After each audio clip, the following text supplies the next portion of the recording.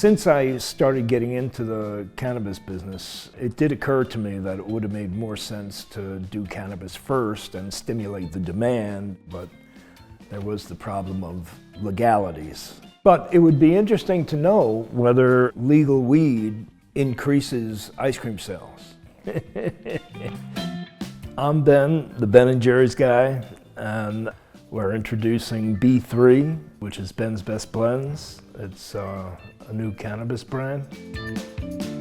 Jerry and I, we started Ben & Jerry's in 1978 as a homemade ice cream shop in an old gas station in Burlington, Vermont. He does some things on his own, I do some things on my own. I guess I'm more into cannabis than he is. The usual and more common belief at the time was that business could not use its resources to deal with social issues. It wasn't possible for business to do that, that if business did that, it would go out of business. What we found at Ben & Jerry's was that there's a way to integrate your social values into your day-to-day business activities, and that's what we're doing.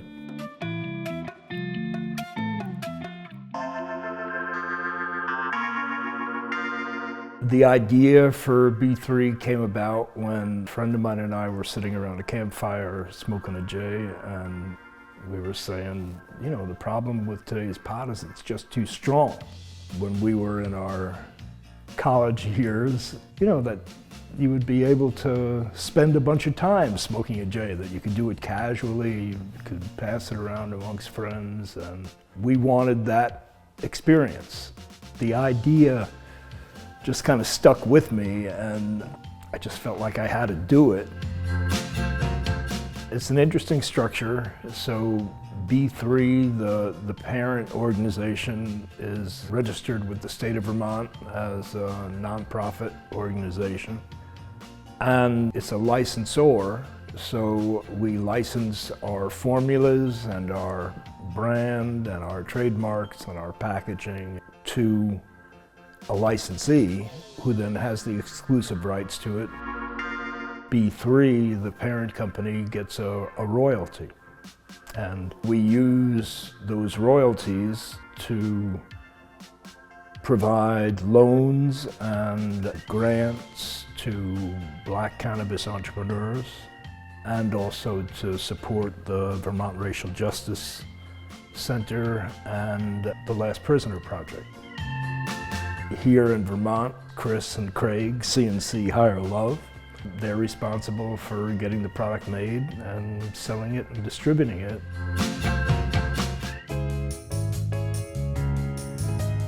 My name is Christopher Walsh. I've been doing operations for Ben for the last 2 years, and I also did all the formulas for all the products. And my name is Craig Mitchell, and I am in charge of sales. Being a licensee in the state of Vermont, which we're the first state to license Ben's Best, means that we are the exclusive distributor and promoter of the brand in the state. I signed up because of the mission more than anything else. Secondly, I had just come off a year in Jamaica studying terpenes. So Ben said, hey, I want to make effects-based formulas. How do I do this consistently and repeatably in every state? So I came up with these terpene formulas.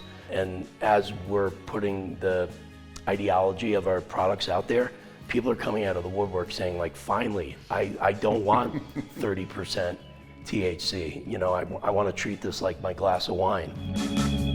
Chris and I, we met in Jamaica. I used to DJ Spring Break. He ran a Spring Break company. And me DJing down there is really the only times I would be able to enjoy a joint. Because you can smoke a whole joint and not be out of your mind. Ben was a disruptor in ice cream before that term was even used. And he's definitely being a disruptor in cannabis, because this whole terpene forward, low THC idea that he had is actually really accurate, and it's the way the plant's meant to be used. Part of what we were doing is inspiration, part of it was science, and a lot of it was just throwing stuff at the wall. And I think we're gonna get past that and really become a data-driven company that makes really precise products.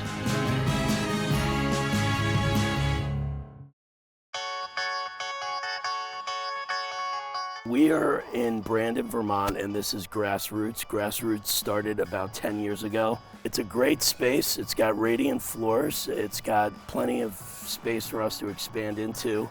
It used to be a furniture manufacturer, and it's primarily a cultivation facility, but we also do all of our processing, manufacturing, and up front is a very small medical dispensary that by next week will also be an adult use dispensary. It'll be mixed use. We'll have medical patients and we'll have adult use patients. This is the kitchen. It's where we make our edibles. It's totally climate controlled. This is a challenging room because we have to adhere to all the regulations of cannabis, but we also have to adhere to all the regulations of the health department. So the one aspect of cannabis that's most challenging are edibles, because flower, the other derivatives, you don't literally put in your body. So you only have to adhere to the regulations of the Cannabis Board. This we're answering to the health department too, so it's an ongoing challenge. This is a technology, it's a little pharmaceutical for most cannabis companies, but we use a torquer to put the perfect tension on a cap. Each cap has a foil built into it that the torquer puts just enough pressure, seal, so that when you run a cap under this induction sealer, it's hermetically sealed. There's no degradation and no oxidation whatsoever with the flower from not only terpenes, but you don't lose any of the cannabinoid potency as well. The definition of Schedule I is no medicinal value. So our philosophy is, if beer doesn't have medicinal value, why isn't that Schedule I? That's the message on the jars. And then the box that the jars go in talks about Harry Ainslinger, who was the first head of the Federal Narcotics Bureau, which is a precursor to the DEA, who made pot illegal and pushed mandatory minimum sentencing. And so basically today his legacy persists, and cannabis is still a Schedule I drug that is in the category of things that have no medicinal value. And I think all it takes is somebody to try cannabis once to immediately feel that there's something medicinal going on.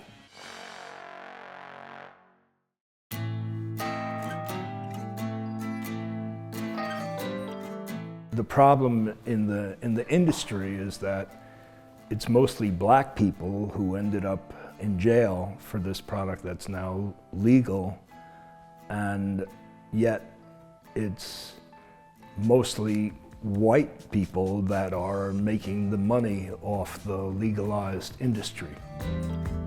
A lot of states, as they're legalizing, are now setting up these social equity programs so that they give priority for licenses to people who are negatively impacted.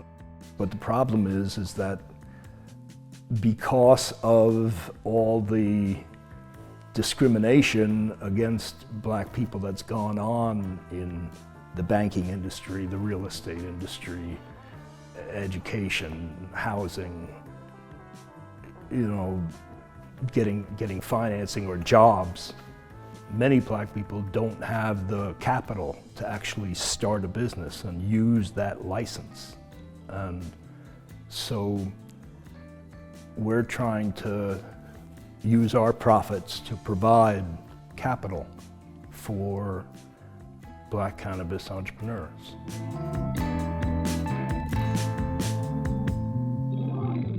I'm not going to make any money off B3. At the end of our first 12 months in business, we've made a guarantee to do what we can to help right the wrongs of the war on drugs. At a minimum, we're going to provide at least $100,000 to new project to fund these black cannabis entrepreneurs. It goes to the Vermont Racial Justice Alliance, which is a Vermont organization that works on the issues of racial justice. And it goes to the Last Prisoner Project, which is kind of the preeminent national organization in the country working to get people that are in jail for pot out of jail and to help expunge records and to help people re-enter the society.